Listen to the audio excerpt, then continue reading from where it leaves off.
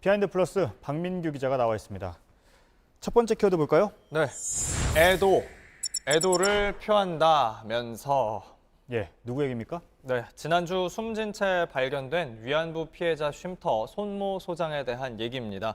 앞서 경찰이 국과수에 부검을 의뢰했고요. 국과수가 밝힌 1차 소견에 따르면 사인은 손모 소장 자신의 극단적 선택이었습니다. 여기에 대해서 오늘 미래통합당의 곽상도 의원이 기자회견을 했는데 이렇게 시작했습니다. 예. 평화의 우리 집 소장께 애도를 표합니다. 아울러 이 손 소장님 사망과 관련해서 의문점 및 조사가 필요해 보이는 사항 몇 가지에 대해서 네, 시작은 애도를 표합니다 였는데 이어진 말은 애도를 표하는 것과는 거리가 멀었습니다. 좀 충격적이기도 했던 게요. 고인이 발견됐을 때 모습을 아주 구체적으로 전했기 때문입니다. JTBC를 비롯한 언론은 한국기자협회의 윤리강령을 따릅니다. 자살 장소, 극단적 선택의 방법, 경위 묘사하지 않고 있습니다. 이걸 공개적으로 알리는 게 사회에 미칠 영향을 고려해서고요. 또 무엇보다 고인과 가족의 사생활을 침해할 수 있어서입니다. 예. 저렇게 공개적인 자리에서 다 얘기했다는 건가요? 그렇습니다. 기자회견을 통해서 이야기를 했고요. 이후에 예. 기자들의 질문을 받는 자리에서도 거듭해서 설명을 했습니다. 예. 곽 의원은 물론 언론인은 아니지만 공인이잖아요. 국회의원이요. 예. 그렇군요. 이런 점들은 고려를 안 했는지 모르겠네요. 예, 그래서 좀 적절하지 않았다는 비판을 받을 수 있는데 어쨌든 곽 의원이 이렇게 구체적으로까지 고인의 마지막 모습을 전하면서 하려고 했던 주장은요. 사망에 이해 안 되는 부분이 있다. 그러니까 수사기관에서 해명을 해야 한다라는 거였습니다. 그러면서 특히 수사 책임자인 파주경찰서장을 믿을 수 없다고 했습니다. 그 이유를 들어보시죠. 청와대 민정수석 비서관실에 파견 근무했고 금년 1월 파주경찰서장으로 부임한 경력 때문에 의심을 거두기 어려우니 수사 책임자를 교체해서 철저히 조사해 주십시오. 예.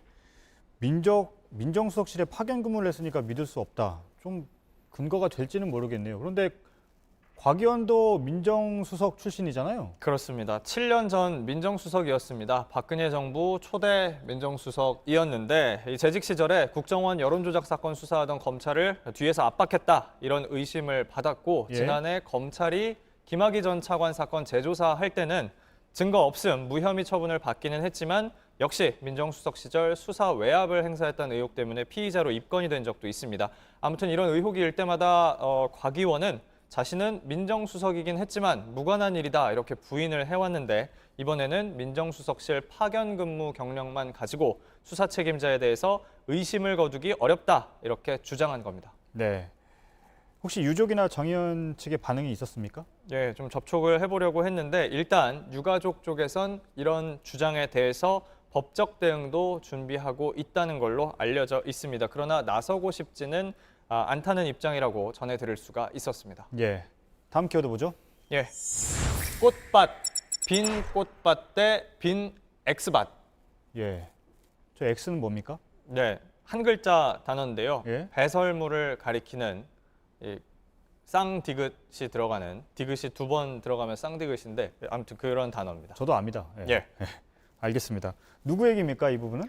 예, 진중권 전 동양대 교수 그리고 전현직 청와대 인사들입니다. 발단은 진 전 교수가 어제 국민의당이 연 강연에서 했던 말입니다. 요즘 저는 노무현 대통령의 연설문을 보거든요. 이분 정말 참 많은 고민을 했구나라는 걸 느껴요. 근데 문재인 대통령 보면 그게 없거든요. 이렇게 남이 써준 연설문 그냥 읽는 거고. 네, 이 발언에 당장 청와대 국민소통수석 출신인 윤영찬 더불어민주당 의원이 반응했습니다. 페이스북에 올렸는데 문재인 대통령이 연설문 고치는 사진과 함께 상상하는 건 진중권 씨의 자유, 확신하고 그런데 남 앞에서 떠들면 뇌피셜, 뇌 속에서 만들어낸 오피셜이다라고 썼습니다. 하지만 얼마 지나지 않아서 진중권 씨의 관심 전략에 넘어간 것 같다, 죄송하다라고 올리면서 일단 이 두 사람 사이의 설전이 확전되지는 않았습니다. 예. 그럼 꽃밭은요? 예, 오늘 또 상황이 있었습니다. 끝나는 듯한 상황이 오늘 청와대에서 반응이 또 나오면서 이어졌습니다. 문재인 대통령 취임 뒤 줄곧 연설문을 직접 담당해온 신동호 청와대 연설비서관이 또 페이스북 글을 올렸는데요. 빈 꽃밭이라는 제목의 자작시를 올렸습니다. 내용을 보면 아이가 꽃을 꺾자 사람들이 박수를 쳤다. 그러자 아이는 더 많은 꽃을 꺾었고 자기 마음속 꽃을 꺾어버리고 말았다. 이런 겁니다. 진 전 교수가 더 많은 관심을 받기 위해서 정부를 갈수록 더 강하게 비판하는 거다. 이런 해석이 나왔습니다. 그래서 이 해석에 대해서 신동호 비서관에게 물어봤는데요. 예. 진 전 교수에 대해 쓴 게 맞다고 했는데 자신은 진 전 교수 책도 좋아하고 진 전 교수를 존경한다, 애정을 갖고 썼다라는 답을 들을 수 있었습니다. 네. 그 이후는요?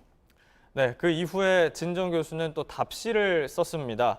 제목은 빈 엑스팟인데요. 죄송합니다. 이것도 방송에서 소개해드릴 만한 표현은 아닌데 아무튼 이 신동호 비서관의 시를 단어와 표현을 바꿔서 또다시 여권 인사들을 비판한 겁니다. 진 전 교수는 이걸 가지고 조선시대 초기에 이방원과 정몽주의 대결 같다라고 언급을 했는데 먼저 이 시 쓴 신동호 비서관에게 물어보니까 자기도 비슷한 것 같다 이렇게 인정을 했습니다. 그래요? X가 들어갔는데요. 예. 예, 알겠습니다. 잘 들었습니다. 박민규 기자였습니다.